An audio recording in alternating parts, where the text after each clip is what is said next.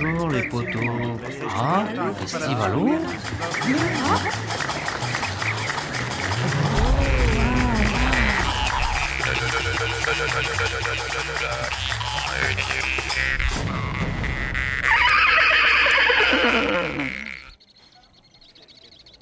Bonsoir à toutes et à toutes et bienvenue sur cette place du 39e Festival des Cultures du Monde à Ghana, en Auvergne.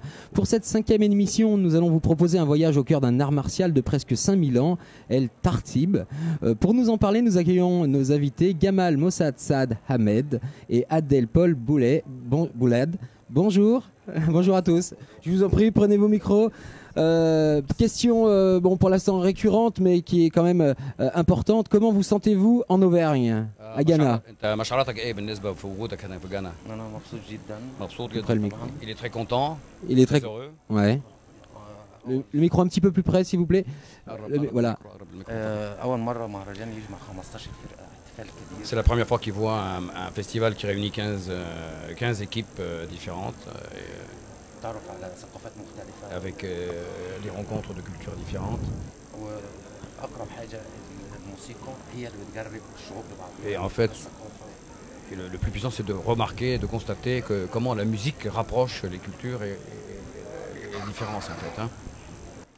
Alors l'association, vous savez, ANCT vous propose chaque année de participer à des stages, d'assister aussi à des spectacles et c'est en partenariat avec vous, Adel, fondateur de l'association Seiza, que le festival a organisé un stage sur l'art du bâton. Oui. Vous pouvez le prononcer, Tartib? Tartib, oui, ça vient de Hatab. Hatab, c'est le bois brûlé, c'est un morceau de bois. Et Tartib, c'est jouer avec le bois, jouer avec le morceau de bois, c'est jouter avec. Voilà. Alors Nathalie est allée à votre rencontre pour voir un reportage fraîchement concocté. C'est au village, c'est sur GhanaWorld.tv. Tout de suite, regardez ce reportage.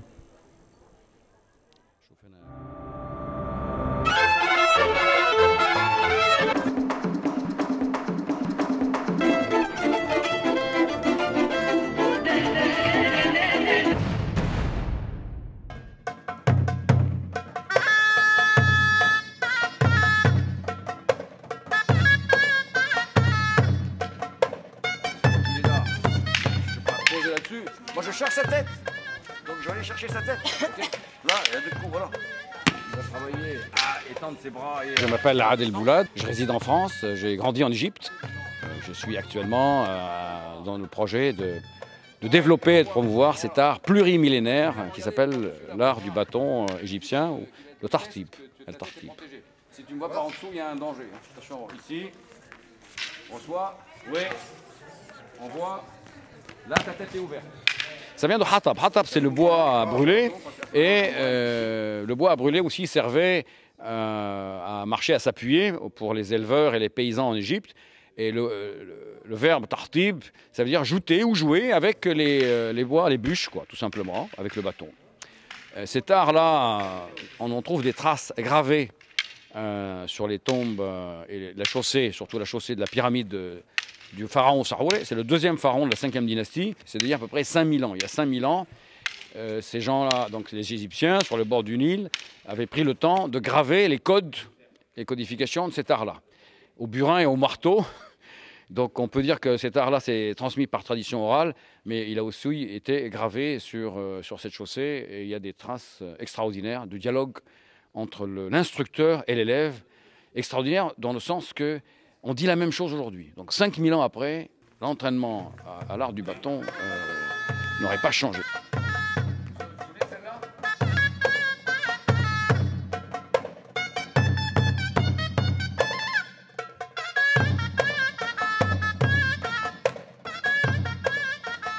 C'est une recherche d'énergie, avec notamment l'appui des instruments de percussion pour les énergies du sol et le mizmar, le hautbois, qui tire sur le son vers le haut.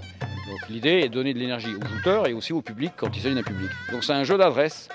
Alors ils n'avaient pas besoin de se muscler ni les bras ni les jambes, puisque toute la journée ils étaient à fléchir et à se déplacer et à utiliser le bâton dans leur travail. Donc néanmoins le soir arrivait le moment du plaisir d'être avec les autres et ils s'amusaient avec ces différents jeux d'adresse à la fois physique et mentale. Et ce côté festif a grandi dans la société égyptienne, rurale, et s'est retrouvé pendant les périodes de guerre, les mêmes paysans se sont retrouvés guerriers avec la maîtrise du bâton, la maîtrise de leur corps, pour des phases de combat. C'est comme ça que cet art est devenu art martial et festif.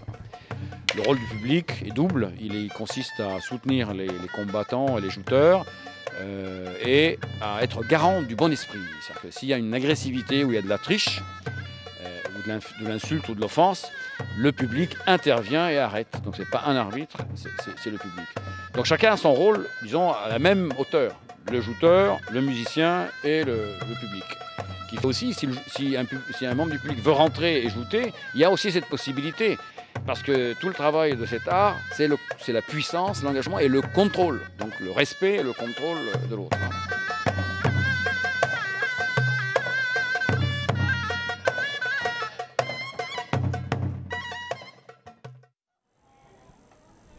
Voilà pour ce reportage sur le Tartib. Pour nous en parler, mes invités Gamal et Adèle, qui ont bien chaud ici sous ces projecteurs. Ça va bien, ça va. Le Tartib que l'on vient de voir dans ce reportage, on peut l'apprendre à partir de quel âge ? L'expérience qu'on a, c'est à partir de 10-11 ans, ça va très bien. Le garçon ou la fille peuvent porter le bâton. On peut utiliser des bâtons légers, voilà. À partir de 10-11 ans. Classe de la 6e, classe de 6e, classe de 5e, voilà. Est-ce qu'il y a des niveaux de pratique comme des ceintures, comme on connaît nous ici en France ? Pas du tout. Nous sommes tout à fait au début de la codification et de la structuration de cet art-là. C'est ça le paradoxe. Il existe depuis 5000 ans. Il a été codifié à 5000 ans. Mais aujourd'hui, on est en train de l'actualiser. Donc il y a 7 niveaux qui ont été créés et on va maintenant effectivement pouvoir donner des grades. Mais ceci se passera, j'espère, à partir de l'année prochaine quand on aura créé l'académie en Égypte. Donc c'est tout un projet et nous sommes ici et je suis très, très content d'être avec vous ici à Ghana parce que c'est une phase historique. Nous sommes là au début d'un nouveau parcours pour cet art-là et le fait d'être avec vous dans ce festival va marquer avec une pierre l'édifice qu'on est en train de construire là. C'est-à-dire même après 5000 ans, cet art commence juste à être codifié dans le milieu social aujourd'hui ? Pour la simple raison, c'est qu'il a été véhiculé dans les milieux ruraux, les 2-3 siècles derniers, même depuis plusieurs siècles, il a été véhiculé dans les milieux ruraux. Et l'urbanisation accélérée en Égypte, qui nous avait passé de 45% à 85% en moins de 50 ans, fait qu'aujourd'hui, le citadin ne sait même plus ce que c'est.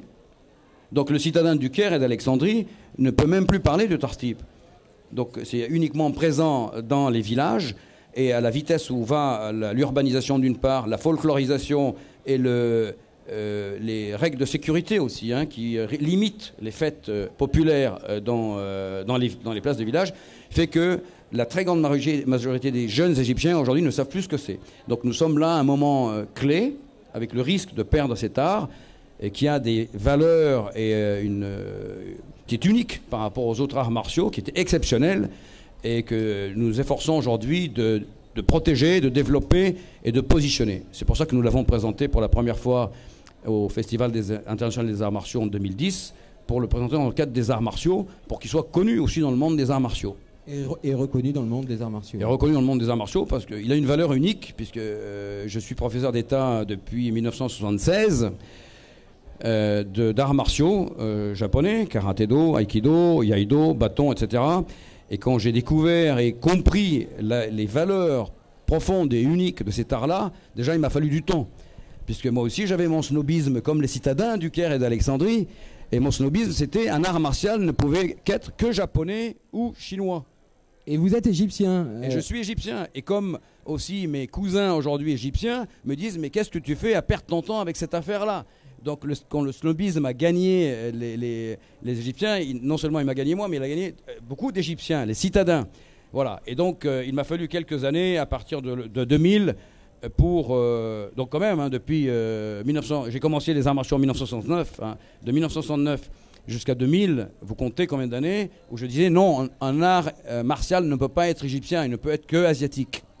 Et c'est à partir de 2000 où j'ai commencé à casser ce mur et découvrir le caractère unique et exceptionnel de cet art-là. En quoi il est exceptionnel ? Il est à la fois martial et festif, ce qui fait c'est un vecteur de développement de l'individu, du collectif, ou par le collectif, et réciproquement, le développement du collectif par l'individu. Et ça, c'est unique. Il n'y a pas d'autres arts martiaux qui lui ressemble, à part peut-être la capoeira, ou même certainement même la capoeira, qui a la même origine africaine. Voilà. Et le Brésil a compris la valeur de la capoeira, qui fait que la capoeira s'est développée au niveau mondial, et maintenant reste à l'Égypte. C'est ça la différence aussi, c'est que l'Égypte a encore l'art sur son territoire. La capoeira, son territoire d'origine, c'est l'Angola, c'est l'Afrique de l'Ouest. Il n'est plus en Afrique, il est passé au Brésil. Et c'est le Brésil qui fait sa promotion. En Égypte, aujourd'hui, nous avons la chance d'avoir cet art-là pratiqué dans les villages. Nous avons la chance d'avoir les traces de cet art-là gravées sur les murs, sur les pyramides, sur plusieurs milliers d'années. Et nous avons encore la chance d'avoir des artistes exceptionnels comme l'équipe de Gamal.